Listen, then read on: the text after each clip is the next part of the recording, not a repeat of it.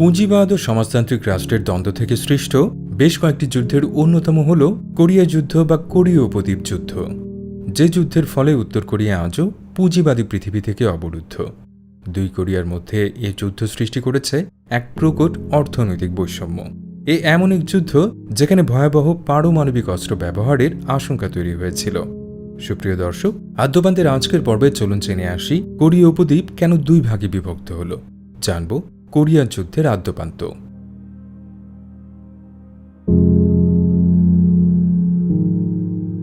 Korea যুদ্ধ বা দুই কোরিয়ার বিভাজন সম্পর্কে বুঝতে হলে যেতে হবে আরেকটু আগের ইতিহাসের পাতায়। বিশ্ব মানচিত্রের দিকে তাকালে আমরা দেখতে পাই কোরীয় উপদ্বীপের উত্তরাংশে অবস্থিত চীন ও রাশিয়া এবং পূর্বে ঘিরে রেখেছে জাপান সাগর। জাপান সাগর দ্বারাই বিভাজিত হয়েছে জাপান ও কোরিয়া। ভারতবর্ষকে যেমন একসময় ইংরেজরা শাসন করত, তেমনি কোরিয়াও দীর্ঘদিন জাপান দ্বারা শাসিত হয়েছে। 1920-এর দশকের একেবারে গোড়ার দিক থেকেই জাপান আশপাশের দেশগুলোতে সামরিক অভিযান চালায় ও দখল করতে শুরু করে। জাপান কোরিয়াতে আক্রমণ চালায় 1910 সালে এবং দেশটি দখল করে নেয়। 1910 থেকে 1945 সাল 35 বছর ধরে কোরিয়া জাপানের অধীনে থাকে। 1945 সালে দ্বিতীয় বিশ্বযুদ্ধ সমাপ্তির মধ্য দিয়ে জাপানের অধীনতা থেকে কোরিয়া মুক্ত হয়। কোরিয়ার বিভক্ত হবার ঘটনাটিও ঘটে দ্বিতীয় বিশ্বযুদ্ধের সমাপ্তির পরপর। দ্বিতীয় বিশ্বযুদ্ধে হিরোশিমা ও নাগাসাকিতে পারমাণবিক বোমা বিস্ফোরণের পর জাপান আত্মসমর্পণের সিদ্ধান্ত নেয়। তবে কোরিয়ায় অবস্থিত জাপানি সৈন্যরা সোভিয়েত রাশিয়া ও যুক্তরাষ্ট্রের সৈন্যদল উভয়ের কাছে আত্মসমর্পণ করে। মূলত উত্তর দিক থেকে প্রবেশ করে দেশটির একাংশ দখল করে নেয় সোভিয়েত সেনারা, আর দক্ষিণ দিক থেকে প্রবেশ করে দেশটির আরেক অংশ দখল করে নেয় আমেরিকান সৈন্যদল। জাপানি সাম্রাজ্যের আত্মসমর্পণের পর মার্কিন প্রশাসন কোরীয় উপদ্বীপটিকে যে সীমারেখায় ভাগ করে তার নাম 38th প্যারালাল লাইন বা 38তম সমান্তরাল রেখা। মার্কিন সামরিক বাহিনী এই রেখা থেকে দক্ষিণ অংশ নিজেদের দখলে আনে এবং সোভিয়েত সশস্ত্র বাহিনী উত্তর অংশের উপর নিজেদের নিয়ন্ত্রণ প্রতিষ্ঠা করে। যদিও কোরিয়াকে বিভক্ত করার ইচ্ছা ছিল না কারোরই। উভয়েরই কোরিয়াকে জাপানের অধীনতা থেকে মুক্ত করে কোরিয়ায় স্বাধীন সরকার প্রতিষ্ঠার রাজনৈতিক উদ্দেশ্য থাকলেও পরবর্তীতে এর ব্যত্যয় ঘটে। ইতোমধ্যে উত্তর অংশে প্রতিষ্ঠিত হয় সোভিয়েত ইউনিয়ন প্রভাবিত সাম্যবাদী সরকার, আর দক্ষিণে মার্কিনীদের সহায়তায় প্রতিষ্ঠিত হয় ডানপন্থী সরকার।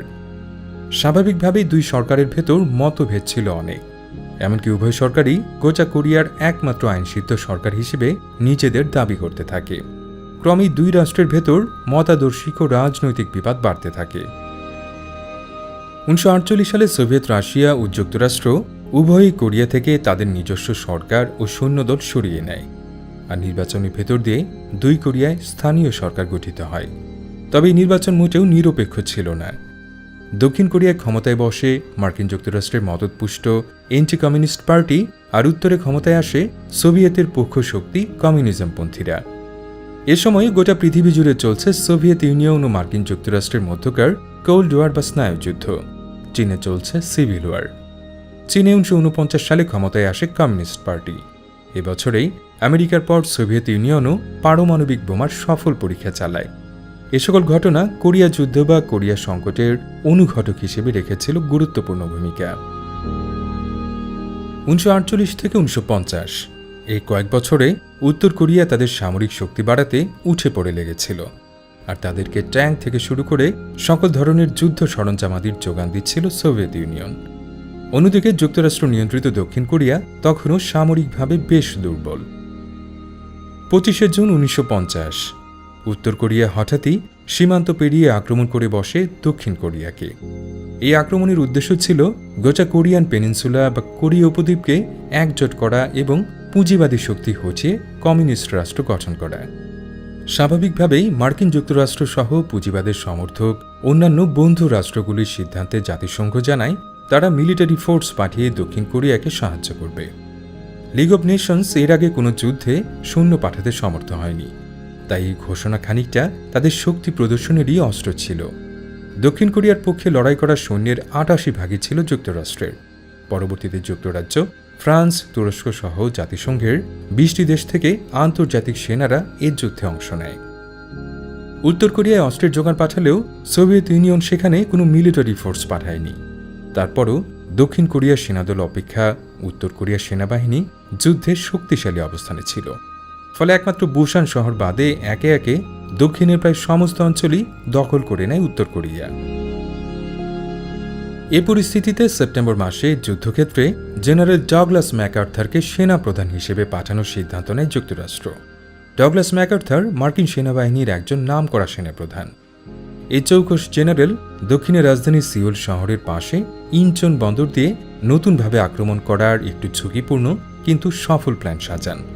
এই নৌবন্দরটি ছিল একটি গুরুত্বপূর্ণ জায়গায়, কারণ এটি রাজধানী সিউলের খুব কাছে, একই সাথে ৩৮তম সমান্তরাল রেখারও নিকটবর্তী। জেনারেলের লক্ষ্য ছিল এটি দখলের মধ্য দিয়ে উত্তর ও দক্ষিণ কোরিয়াকে বিচ্ছিন্ন করে ফেলা। তার এই অভিযান সফল হয়। নভেম্বর মাসের ভেতরেই উত্তর কোরিয়া পিছু হটতে শুরু করে।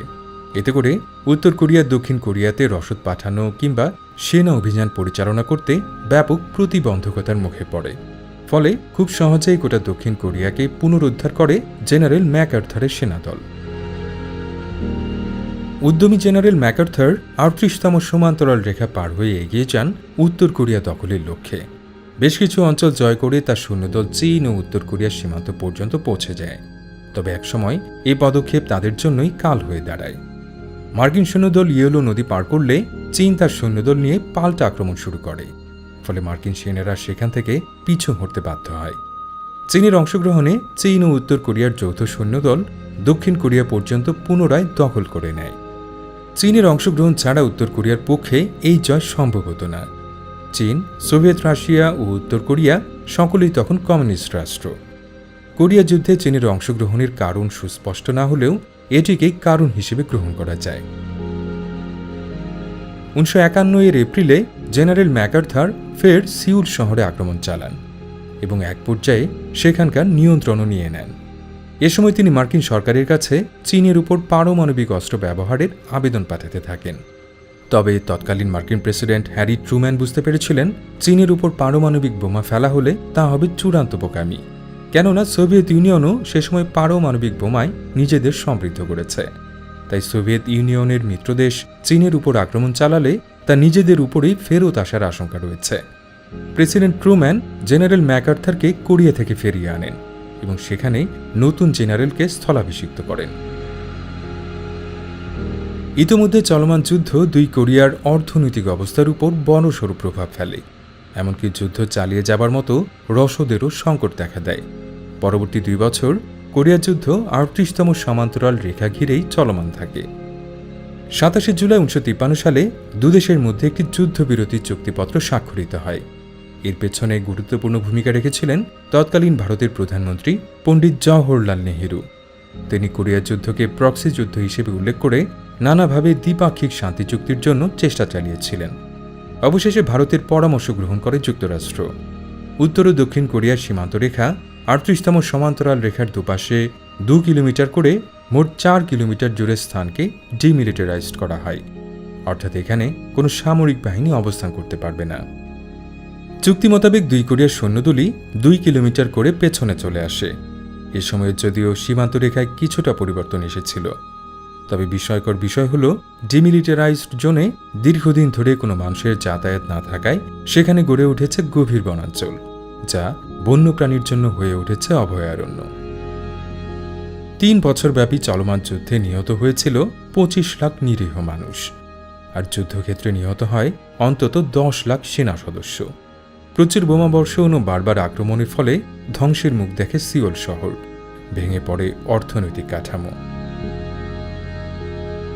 ৫৩ যুদ্ধবিরতি চুক্তি এখনও চলমান থাকলেও এখন পর্যন্ত দুদেশের মধ্যে কোনো শান্তি চুক্তি স্বাক্ষরিত হয়নি। উত্তর ও দক্ষিণ কোরিয়া এখনও অলিখিতভাবে পরস্পরের সঙ্গে যুদ্ধে লিপ্ত রয়েছে। উত্তর কোরিয়া আজও বিচ্ছিন্ন এক দেশ। চলছে মার্কিনীদের অর্থনৈতিক অবরোধ, চলছে স্নায়ুযুদ্ধ। যুদ্ধের প্রায় ৭০ বছর গত হয়েছে। আজও শত্রুভাবাপন্ন সম্পর্কে বিভাজিত রয়েছে উপদ্বীপটি। বিশ্ব রাজনীতি কিভাবে একটি দেশের জনগণকে ভাগ করেছে এবং বছরের পর বছর ধরে তা টিকিয়ে রেখেছে তা সত্যি অবিশ্বাস্য। কোরীয় জনগণের ইচ্ছা অনিচ্ছা এই রাজনীতিতে কখনোই বিবেচনার বিষয় ছিল না। আজও হয়তো কোরিয়ার জনসাধারণ এই আশা ব্যক্ত করতে চায় একদিন এ যুদ্ধময় সম্পর্কের অবসান হবে, পৃথিবীময় ভয়াবহ পারমাণবিক অস্ত্রের ভয়ভীতি প্রদর্শন বন্ধ হবে আর উপদ্বীপটি ফিরে পাবে তার সৌহার্দ্যপূর্ণ অতীত।